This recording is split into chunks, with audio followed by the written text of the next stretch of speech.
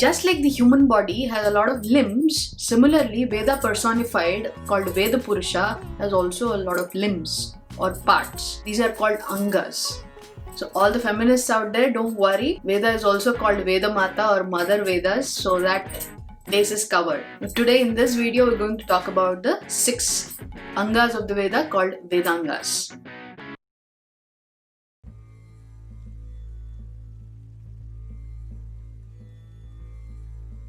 Namaste everyone, welcome back to Zesty Limbo. This is Sri Rekha. In the previous video we have seen about the 4 Vedas. Today let's talk about the 6 Angas of the Vedas. The 6 Angas are the Sadanga or Vedanga. So they are Siksha, Vyakarna, Chandas, Nirukta, Jyotisha and Kalpa. These are the 6 Vedangas.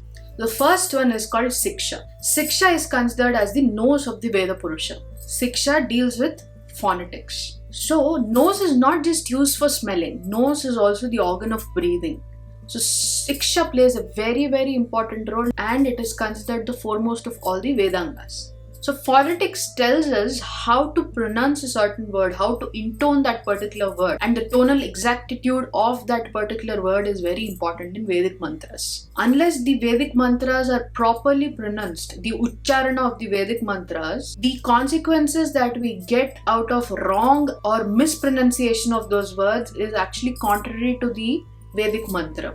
So it is very important that the Vedic mantra has to be pronounced in a certain way. In fact, it is said that the meaning of the Vedic mantra is less important when compared to the tonal exactitude and the pronunciation of that Vedic mantra. There are many instances given in the Vedas. In fact, this Siksha Shastra has been mentioned in Taittiriya Upanishad. There is a mantra to cure a scorpion's bite, and the meaning of the mantra is not known. But if you pronounce the Vedic mantra properly, then it is possible to cure the scorpion bite. And that is how important is Siksha or the phonetics of the Vedic mantra. The sound plays a very important role. So Siksha teaches how to pronounce the Vedic mantras. The sound forms the basis of all the Vedic mantras. So it's the life breath of the Vedic mantras. Siksha teaches Uchcharana, Matra. Basically, if you say Rama, A is a Matra. So how you pronounce that word, that is also taught by Siksha. Now, there are a lot of people who have worked on Siksha like Panini and Yajnavalkya and so many others. And there are also Pratishakyas for each of the Vedas. That is basically the manuals for each of the Vedas that have been given. But all these deal with the pronunciation or the phonetics of the Vedic mantras. So next we'll see about the Vyakarna. Vyakarna is grammar. That is considered the mouth of the Veda Purusha. So grammar deals with the root of the word and also the suffixes, Prakriti and Pratyaya. Grammar teaches us all those things. Now the most important grammar work in Sanskrit is by Panini. Panini's Vyakarna Sutra is called Ashtadhyayi, right? There is a Vartika written by Vararuchi or Katyayana. That is also a very important work. That is again on Panini's Ashtadhyayi only. And there is one more Bhashya or commentary written by Patanjali on Panini's Ashtadhyayi. That is called a Mahabhashya. So these are the most important works in grammar. So how did Panini write his Ashtadhyayi? There's a story in Kathasarit Sagar written by Somadeva Bhatta. This Kathasarit Sagar incidentally is the basis for Panchatantra stories, Aesop's fables and Arabian Nights as well. So the story goes like this. Once Pandini was in his Gurukul and he was not able to concentrate for some reason, and his guru sends him to Himalayas to worship Lord Shiva. There he actually witnesses the dance, the Tandava of Shiva in the form of Nataraja. So all the gods were assembled and even Pandini was there to witness that. At the end of the dance, the last beat of the Damru is called Chapu. Out of that Chapu, 14 sounds came out. And these 14 sounds are also called as Maheshwara Sutras. So Pandini could listen to these 14 sounds and he made use of these 14 sounds to create his Ashtadhyayi. Ashtadhyayi is basically 8 chapters. So he made an index of these 14 sounds and he used these sounds to vocalize the syllables and the letters for the Vedic mantras. And that is how he came up with this Ashtadhyayi. All the works like Patanjali's Bhashya and Vararuchi's Vartika. And there's something called Siddhanta Kaumudi as well, which was written on the grammar work of Panini. So this Siddhanta Kaumudi was written by Bhattoji Dikshitar. So there are so many works in grammar for Vyakarna for the Vedas. And that is why the Shiva temples have Vyakarna Mandapas, because Shiva is considered the Adi Purusha of all the sounds. The sounds came from his Damuru. So that is why there are Vyakarna Mandapas in Shiva temples. Now let's come to the Chandas. Chandas are the feet of the Veda Purusha. So basically the Vedas stand on the Chandas. So Chandas means prosody or meter of the Vedas or the Vedic mantras. So what does prosody mean? It is basically the rhythm or the way a Vedic mantra is constructed. So a foot is called pada. So in a Vedic mantra there are say 4 lines. Those 4 lines are called stanza, the mantra, and each line is called a pada.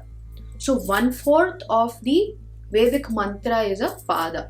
So each pada can be divided into number of syllables. So the syllables determine the meter. And there are other ways also of calculating the meters, but this is one way. And the most famous meter in Vedas, and it has been used for Puranas as well as Ramayana, is Anushtup.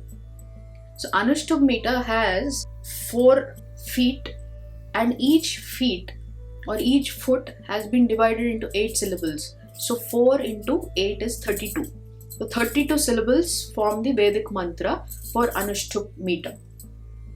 There are many other meters as well which are very famous, like Gayatri, Ushnik, Anushtup, as we have discussed, Trishtup, Jagati, Pankti. All these are Vedic meters. There are many other meters which don't come under the Vedic meters, but these are the ones which are used in the Vedas. So in Sanskrit, prose is Gadya and poetry is Padya. So poetry helps us in giving a form to our feelings and thoughts, isn't it? So Vedas have been written in the poetry form. Now Rigveda and Samaveda are completely in the poetry form, and Yajurveda is in both prose and poetry. So poetry has been given an importance in the Vedas. Now, as we have discussed in our previous video, Vedas are all about Shruti, right? They have been transmitted through Shruti, that is sound. And learning poetry is easy because it has a certain structure. It has a meter, the chandas. So it is easy to memorize poetry than it is to memorize prose. So the most important work on chandas has been written by Pingala. It's called Chanda Sutras. There are other works as well, but the most important is the Chanda Sutra by Pingala. So that is why when we chant a Vedic mantra, we have the name of the Rishi, the Chandas, as well as the name of the Devatas mentioned in the mantra. When a Vedic mantra is recited, the head is touched. When the name of the Rishi is mentioned, the nose is touched when the Chandas are mentioned, and finally the heart is touched when the name of the Devata is mentioned. So this is how the Vedic mantra is recited. Now let's talk about Nirukta. So Nirukta is the ear of the Veda Purusha. Nirukta means Nighantu or dictionary.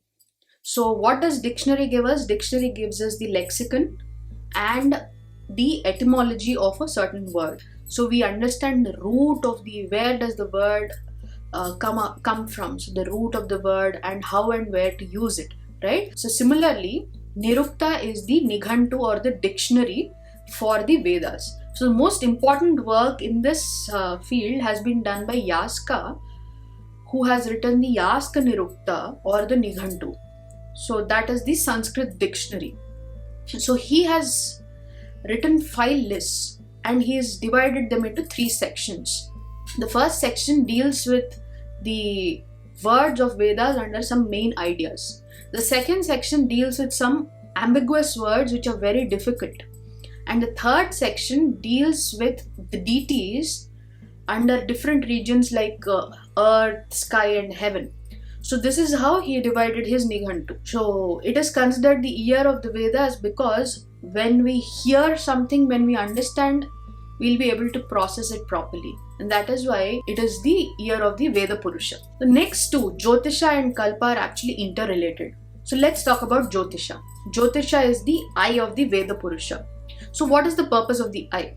We see near as well as far objects with the help of eye, right? So Jyotisha is considered both astronomy as well as astrology. So astronomy tells us about the presence of various heavenly objects in the universe. Astrology, on the other hand, tells us how these heavenly bodies are affecting us personally in this planet, Earth. So there are Navagrahas. So basically there are 5 major planets, Sun and the Moon, and 2 Chaya Grahas, Rahu and Ketu. What are the 5 major planets? Mercury, Venus, Mars, Jupiter and Saturn. These are the 5 planets, Sun and Moon. And the other 2 Grahas are Rahu and Ketu, which are called the Chaya Grahas. So all these 9 affect us in some way or the other. So that is the basis of astrology. So Jyotisha is a combination of both these things. There are many works in Jyotisha. Aryabhatta, Bhaskaracharya, Varahamihira, they've all worked on Jyotisha. And there are also works by Munis and Rishis like Narada, Garga and Parasara, etc. So Jyotisha helps in calculations of all these planets and their effects on us, and how this can be done with the help of the Vedic mantras. In fact, our Jyotisha is so practical and advanced. We've been able to tell that the sun is at the center of the universe, that is, everything else revolves around the sun, before anybody else could do that. We gave the world the number system, the zero, the gravitational force as well. We gave the explanation for gravitational force. All this has been mentioned in the various works of Varahamihira, Aryabhatta, Bhaskaracharya. So we must read about all these things to understand our greatness of our culture. So in fact, Jyotisha is considered the most practical of all these Shastras. For every other Shastra, you can convince people through argument. But for Jyotisha, you actually have to show them practically what is happening. So that is the aspect of Jyotisha. Now last Vedanga is the Kalpa. Kalpa is the hands of the Veda Purusha. So Kalpa is the practical aspect of all the Vedangas. Why? So till now what we have seen is phonetics, grammar, Jyotisha. All these things help us in understanding the Vedic mantras. But Kalpa is the practical aspect where we actually apply these Vedic mantras. So Kalpa Shastra deals with the construction of the Vedic altars and doing the Vedic mantras, chanting of the Vedic mantras with the help of proper materials and Yagnishala, etc. So that is the importance of Kalpa. There are many sages associated with Kalpa Sutras, and there are 4 types of Kalpa Sutras. Shrauta Sutras, which deal with big sacrifices, big yagnas. Griha Sutras, which deal with the domestic yagnas that we do. The third is Dharma Sutras. That is, a person's individual, domestic and social life is involved when we do these sacrifices. And the final one is Sulabha Sutra. Now if you remember, we have done a video on Sulabha Sutras. When the excavation was done at Ayodhya Ram Janma Bhoomi, there was a slab which was found, and there was a lotus which was found on that slab. So there were a prime number of petals, and there was a question, how do we solve this puzzle? So the answer is, we use Sulabha Sutras to solve this puzzle. Sulabha Sutras are basically used in Vedas to construct the fire altars, basically Yagnishalas, and how are they supposed to be made, etc., so that the Vedic mantras can have maximum impact. So this we have already checked out in our Sulabha Sutras video, so please go ahead and check that. It's very interesting.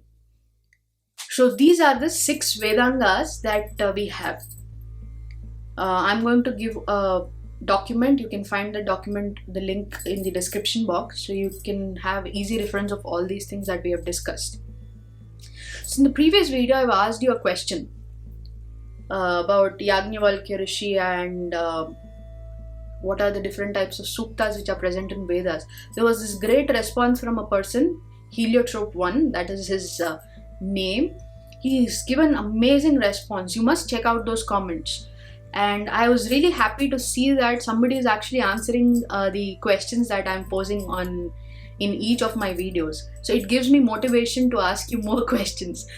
So as we have started in the previous video, we'll talk about one rishi, or I'm going to ask you to search about one rishi. So the rishi for the week is Panini. So I would like you all to search more about Panini, not just about Ashtadhyayi, but also see what else he's written. He's written the Siksha Sutras also, he's written grammar, he's there everywhere. So please go ahead and search about Panini. And now the question for the day. So I have mentioned Varamihira, Aryabhatta and Bhaskaracharya. I would like you all to tell me the names of the works that they have composed. Can you do that? So these are the two works that you have to do. One, the Rishi of the week, and the question of the day. So let me know the answers in the comment section. It will be really wonderful to read all your comments. So keep posting, and in the next video we'll talk about Upangas. There are 4 Upangas. So I mentioned that we'll speak about the Itihasas, but let us finish the Upangas and then let's go into Itihasas and Puranas. So I hope you have liked today's video. Please follow me on all the social media platforms, and I'll see you in the next video. Namaste.